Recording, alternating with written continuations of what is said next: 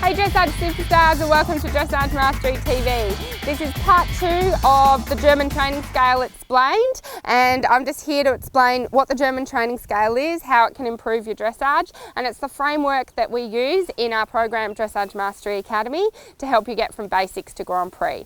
So last week I talked about the first 3 steps of the German Training Scale, which is rhythm, Lustgelassen, height and contact. Now we're going to look at step 4, which is impulsion. Impulsion is so important on a dressage horse because it's starting to teach the hind legs to push, which you really need for all your dressage movements. So for a horse to have impulsion, you want the horse to be able to be able to push with its hind legs and have active hind legs. Now I talked about activity being really important in rhythm, and it is, and this is just another focus on impulsion for another focus on keeping your legs forward and active when you get to impulsion. So you need to have the hind legs active, especially in transitions. When I think about training impulsion, I think about training transitions. So I might have a trot transition, and I can do transitions within the gate or between gates. So I might do a walk, and just before that walk, I just used a little bit more of leg and asked for more impulsion for the horse to be able to do that walk transition well. But a really cool way to train impulsion is to do transitions within the gate. So I'm going to half halt the trot a little bit, and then I'm going to go out.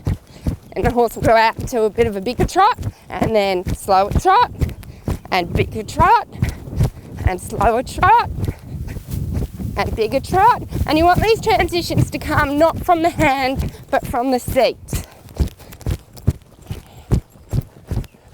And this trains the horse. I know this is a Grand Prix horse, so he finds coming in and out very easy. He has to do passage, extended trot transitions.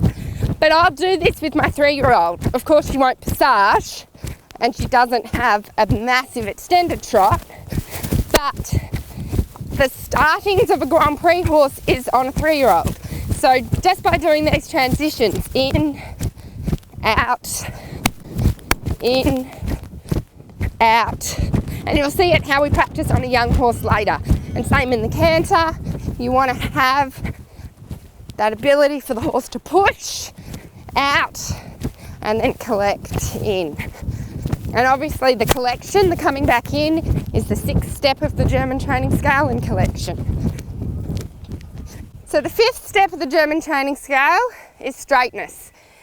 And when I think of what I work on mostly when I ride my horse on the German Training Scale is, I think I work on all of it, but it's really important. Probably I'm very focused on rhythm, contact and straightness, because they all tie in together. I can't have a good contact. It's impossible for me to have contact if my horse is crooked, because I'll get contact on the wrong rein. Some of you will know, when you go around on the left rein, everything's great. Then you go on the right rein and you can't get an outside rein. Well, that's a straightness issue, and when you fix the straightness, you'll get a better contact. But you can't get a horse straight if you don't have a good forward rhythm. I always think if the horse is crooked, it's like there's a kink in the hose. You can turn the tap on as much as you like. Turn the tap on, but no water will come out the other end of the hose if there's a kink in the hose. And it's the same as the horse. You can kick it and kick it and kick it and kick it and ask it to go forward and forward and forward.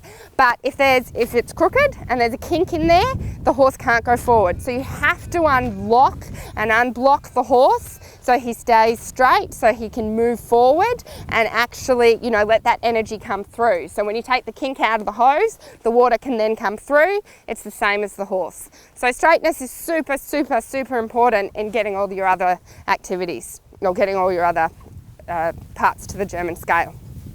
The last one is collection, and obviously collection is what you want to achieve. The optimum of collection is a Piaffe. It's not a very good one because he's not very impressed that I didn't give him any warning. But that's the optimum of collection. I'm not really having to use my reins, and the horse is sitting on his hind legs and working really hard, but without me having to do anything. So to get the horse collected, we have to use half halts and start to train the horse that when we want the horse to come back, that the horse stays more active.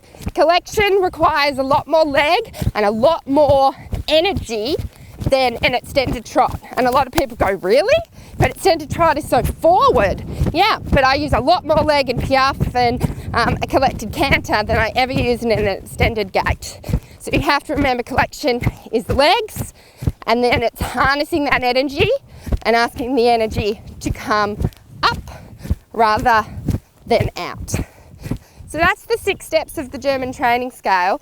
And that's what half of Dressage Mastery is based on. Now what I've done is created a rider success scale that partners with the German training scale, because the German training scale is great, and if you train your horse according to that scale, you will get from basics to Grand Prix. But there's a key missing, a missing link. You need to be the rider you have to be to execute the German training scale. And that's a whole process in itself. So next Tuesday, I'll talk about the rider success scale. There's also 6 steps that partner to the German training scale. So you can work on you and the horse. And when you master these 6 keys of you and the 6 keys of the German training scale, you'll be able to train in a really effective, cool way and get results much, much quicker than you ever did before. So I'll explain that next week. Have a super week, and I'll see you guys next time. Bye.